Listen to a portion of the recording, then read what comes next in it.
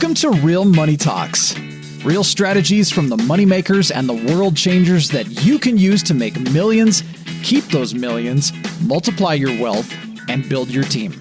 Here's your host, author of 5 New York Times bestsellers, money expert on Dr. Phil, CNN, CNBC, The Street TV, Fox News, and The View, Laurel Langmeyer. Hi, this is Laurel, and welcome back to Laurel's Real Money Talks, a podcast where we're talking about making millionaires. How do you make money? How do you keep it?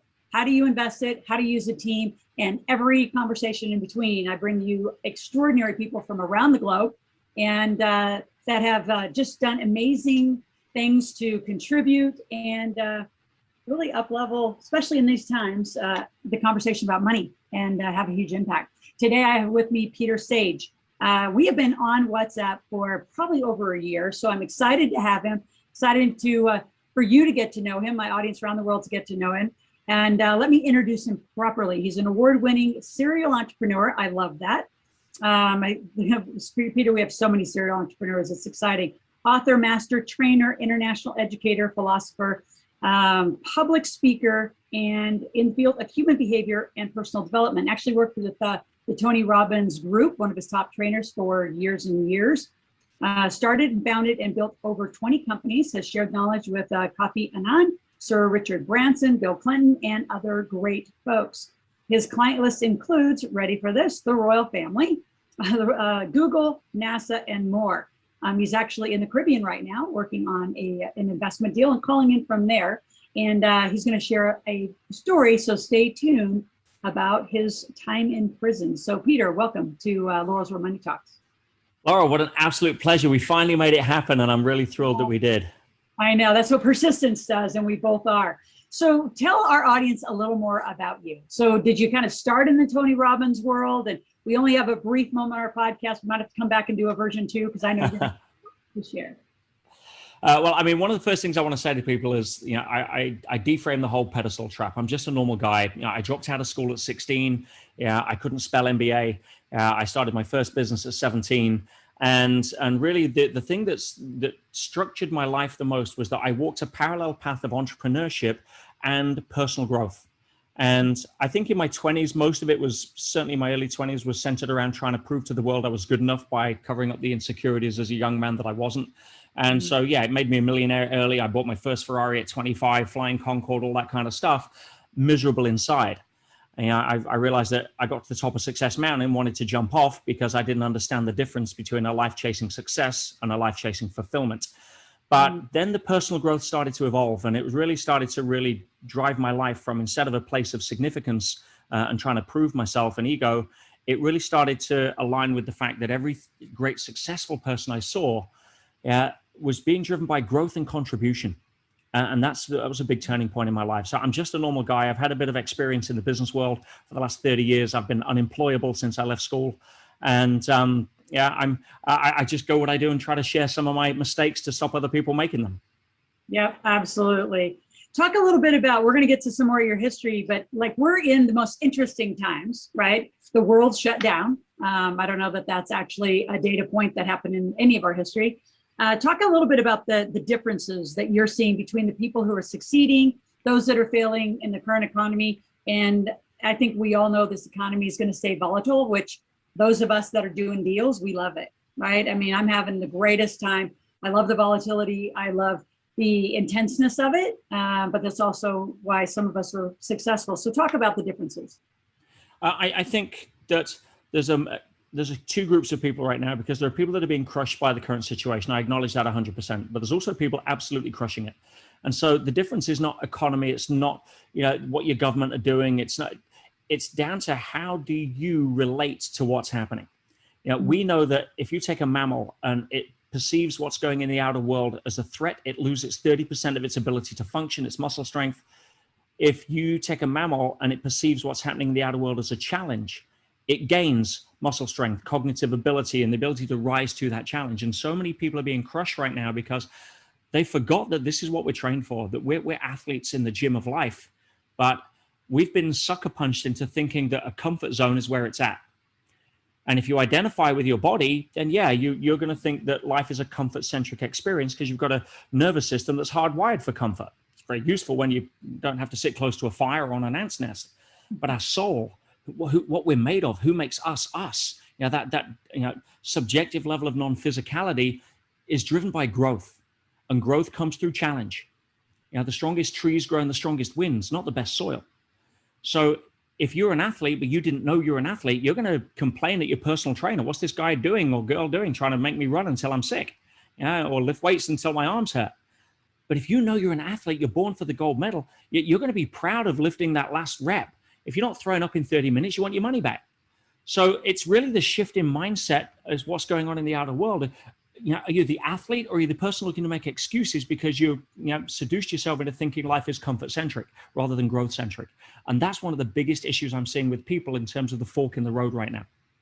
Well, and I love the words that you brought in, is a lot of people are seeing this as a threat. So they're either, retreating. I've been calling it the COVID coma, and they're staying in a coma, thinking this whole thing's going to pass and one day they're just going to, come out of hibernation and it's all going to have been fixed. And that's not what's going to happen. So what are some techniques, Peter, given maybe some specific actionable techniques? What can they do to shift from that threat position, as you called it, to that being challenged and thriving position?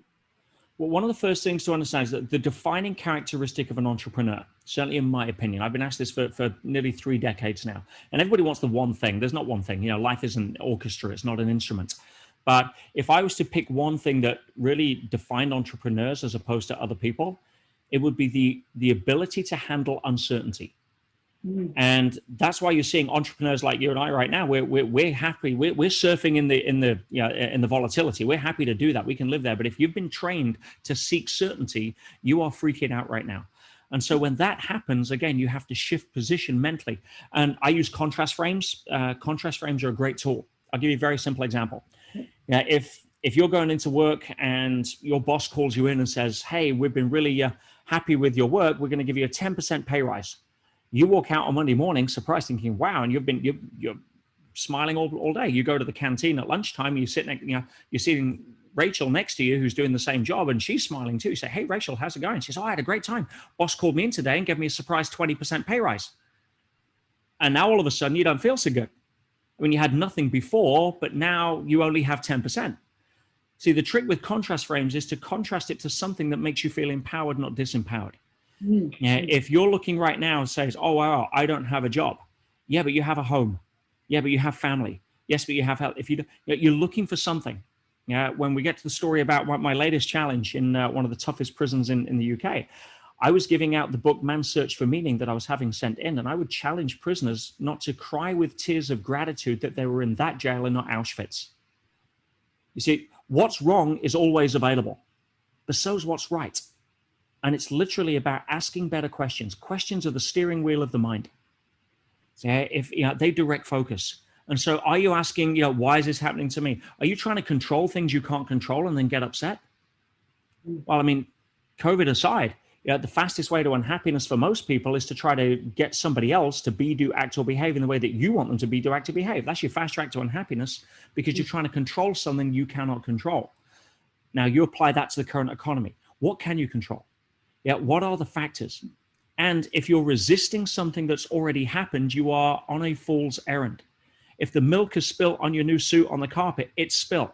As soon as you can come to acceptance of that, you can free up the energy that you are putting into resisting what you can't change or control, into asking a question: what is the next best move to deal with this? So now you're focused on a different outcome, asking better questions. I mean, they're just some of the quick tips I could give people right now to try to shake out of the funk. Brilliant. I'm thinking of how many times I'm going to have you, I'm just going to carry you around with me. And every time we do a client session, I'm going to push the Peter button for just clarity. Brilliantly said. So talk about some of the messages that people really do need to hear and listen to. I know you spoke a little bit to that, but strengthen that conversation. I mean, there is a huge difference between biological maturity and emotional maturity. Biological maturity, we don't get to vote on. It's part of the rule set. I don't care how many creams you put on, how many vitamins you take. You're going to look different 50 years from now. Sorry. All right, it's part of the game. Emotional maturity is something we get to choose. And the challenge with that is that as you probably know, there's a lot of emotional teenagers running around in some very adult bodies. And so, when it comes to what is the keys to emotional maturity, that's really where I want to focus. And one of the first things that people need to hear is that you need to come to a point of being okay not being liked. That's such a big one for so many people because they run around in what I call goop, G-O-O-P. It's a nasty, sticky substance. Stands for the good opinion of other people. Yep, I love that. Yeah, and the best way to get out of goop is to really understand that we're all the star of our own movie. We walk around. I know that you're the star of your movie because you're the only one that's in every single scene of your movie. Right? Yeah. At best, that means everybody else. At best, you may have a handful of supporting cast. There's no co-stars. There's a handful of supporting cast, but the vast majority of people in your world are film extras in your movie. Now, what's the definition of a film extra? Simple. Somebody you're not thinking about when they're no longer in your scene. So the challenge is because we see ourselves as a film extra, we see ourselves as the star of our movie, we think everybody else sees us as the star of our movie. But they don't, because they're starring in a different movie, their own movie, which means by definition, at best, we may be a supporting cast, spouse, best friend, husband, whatever. But the vast majority of people in your life that you're trying to manipulate or adapt your own behavior towards to get their approval, validation, significance, acceptance are nothing more than somebody who sees you as a film extra. In other words, one of the messages I want to give to empower people now to stop wasting energy on that is to understand that most people don't care enough about you to bother to give an opinion. Why? They're too busy being worried about what they think you're thinking of them. We're all walking around this bubble of self-importance thinking, hey, look at me in my bubble of self-importance, not realizing everybody else is walking around in their bubble of self-importance thinking, look at me in that bubble of self. Yeah, it's a joke. So if you can finally become okay not being liked, it doesn't mean to say you don't have compassion, empathy, understanding, and don't want to be a nice person. That's governed by your values.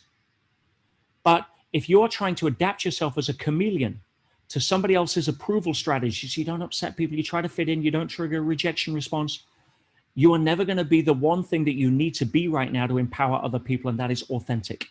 And people want to do business with authentic people.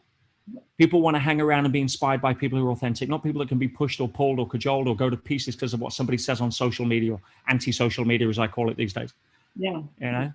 It's about having that sense of ownership. Walk your own truth. You're the star of your movie. And unfortunately, there's so many people now, Laura, that they've been recruited as unpaid film extras in the big budget Corona disaster movie. And it's not a good career move. Yeah. I'm sorry, not as an actor. You actually need to do a whole social post about that. That's a great way to describe. And they're being paid and cast to do all sorts of things they normally would never do. We'll leave the fact they're being bribed with their own money, but for a different conversation. But that's even more true.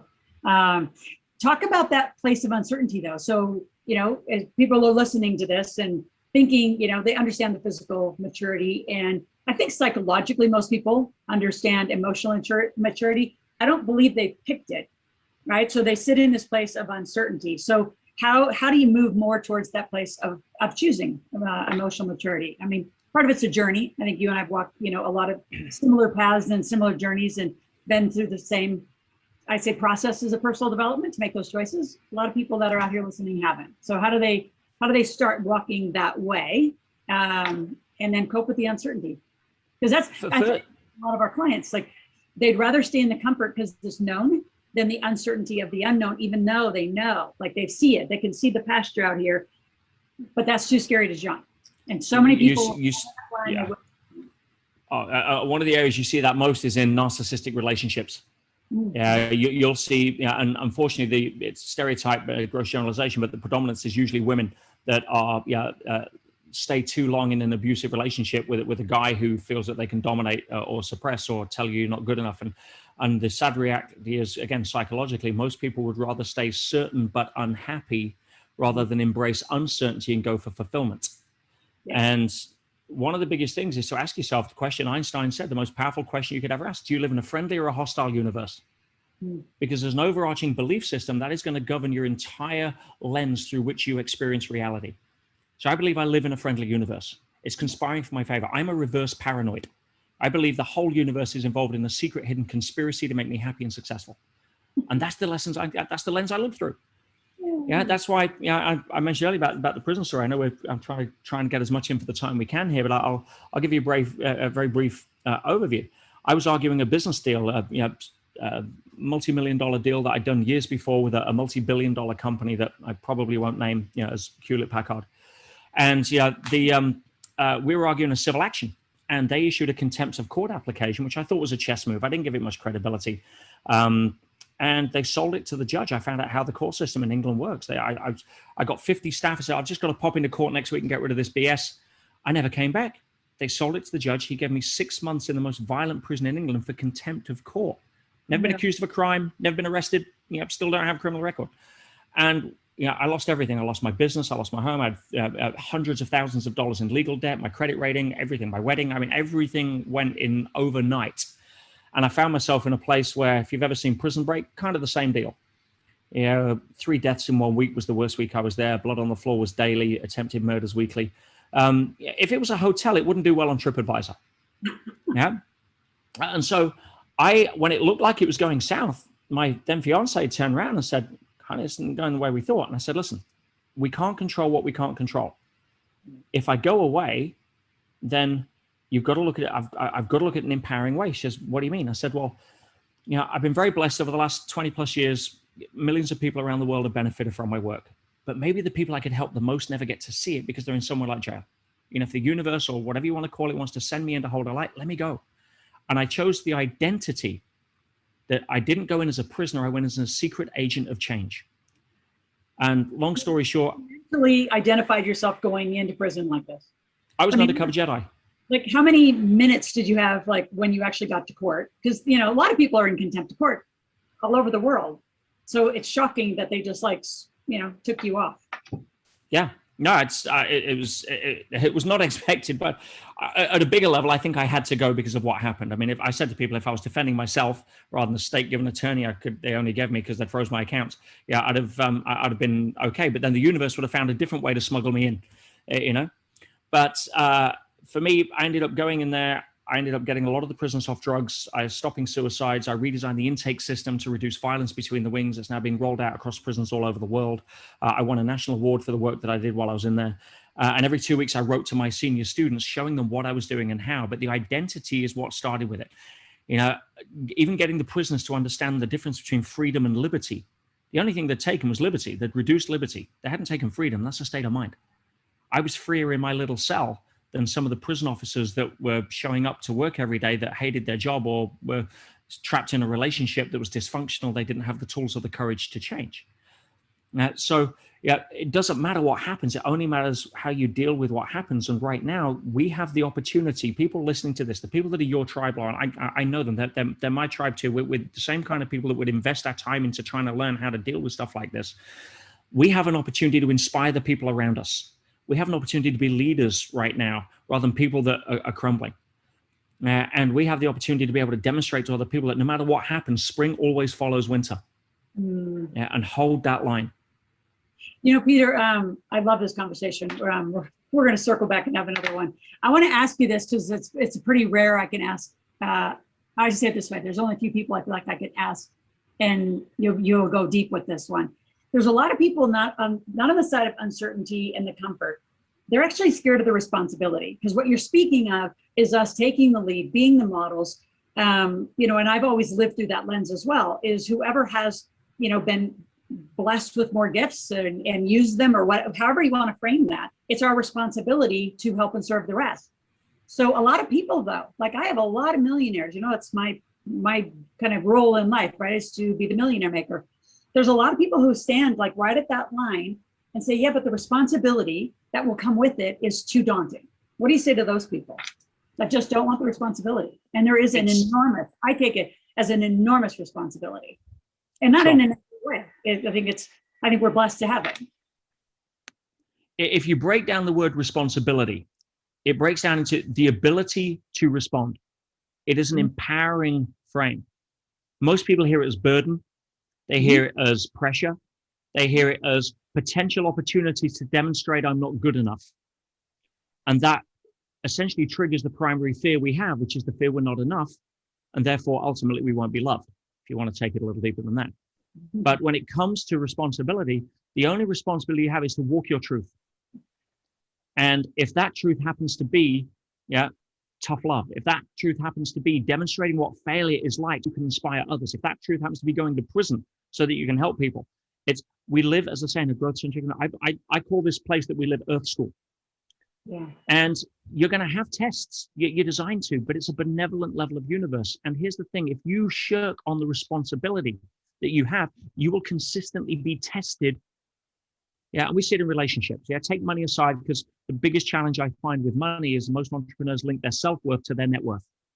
And if you do that, you're always on the back foot, because it'll never be enough, because you're trying to use an external benchmark to cover up an internal insecurity. And that's just a hamster wheel to nowhere. There's no cheese at the end of that tunnel. Now, I've worked with people worth $700 million miserable because they're not a billionaire.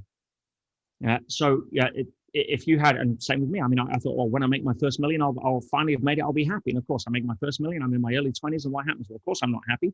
Yeah, so I've got to make 2 million. That's the answer. Of course, I've got to make 2 million in case I lose the first. It never ends. But when it comes to responsibility, if you think that your job is to look after everybody else, I've got news for you. Yeah, that's a self-imposed God complex or parental influence that doesn't shake out. Some people have to hit their head on the sidewalk in order to learn how to tie their shoelaces. Yeah, you've got no right to take somebody else's lessons away. Your job is to try to be the best person you can by putting one foot in front of the other. And you cannot get poor enough to help poor people out of poverty. You can't get depressed enough to help depressed people find joy. You can't get sick enough to help a sick person find health. And when you realize that, for me, wealth is nothing more than the feeling of abundance, the perception of abundance triggered by gratitude. Poverty is nothing more than the feeling of scarcity triggered by fear or fear of loss. It's a mindset. And when you realize that my responsibility, if I'm looking to become financially successful, isn't to prove to the world I can do it, it's to demonstrate that I swung the bat, win or lose. I gave it my all. And for somebody that may be having a kid for the first time, you inspire them through your example financially, through their example on embracing parenthood. It's not about saying, oh, now I'm responsible for having all this money, I've got to manage it. No, it's money's going to go up, it's going to go down. It's part of the game, right? If you define your self-worth with your net worth, you're in trouble. When you realize that you're not what you're worth, you're a vehicle for being able to add value, serve your gift, give it to the world. And if you look over your shoulder one day, because you've been adding value and you see all that money, then wow, you get to play. But you don't, in the movie of your life, you don't get to keep the props. Yep. And if you're starring in the Fast and the Furious, you get to drive some really cool cars, but you don't get to keep them at the end of the movie. I've never seen a hearse with a roof rack, right? So what does the game become? The whole aspect of ownership is it's just fundamentally flawed. So yes, go out and swing the bat, be the best you can be. Yeah, add value. The money will take care of itself, and then stand tall and proud of what you've done, regardless of where the end game is. Brilliant, brilliantly said. Peter, talk about your book, The Inside Track. You wrote it in prison? It was actually the 11 letters that I wrote to my senior students every 2 weeks from prison, because my first letter said, hey guys, don't worry about me. I'm just on location for 6 months filming the prison scene in my movie. And I said, this is a great case study. And just because the teacher's not in class doesn't mean to say you can skip school. Right? So they wrote in their questions and I handwrote them back. And then I was saying, listen, here's how I'm coping with it. And it was part journal, part diary, part how-to manual of the best stuff I've ever learned, having to demonstrate it in real life, not from stage, which I like. And it basically was all of the tools I was having to pull out of the bag to face the fact that I'd lost everything materialistically. My life had taken a sharp U-turn. I've been put in a prison, having never been accused of a crime. I was surrounded by violence. How do you navigate that? What tools do you pull out of the bag for that? And I've spent 30 years in personal growth. I found a lot more crazies in Tony Robbins seminars than I did prison. I can tell you that. Being able to navigate half the stuff, right? What's the number one tool that you had to pull out of the bag? Like the one that, that you just remember vividly?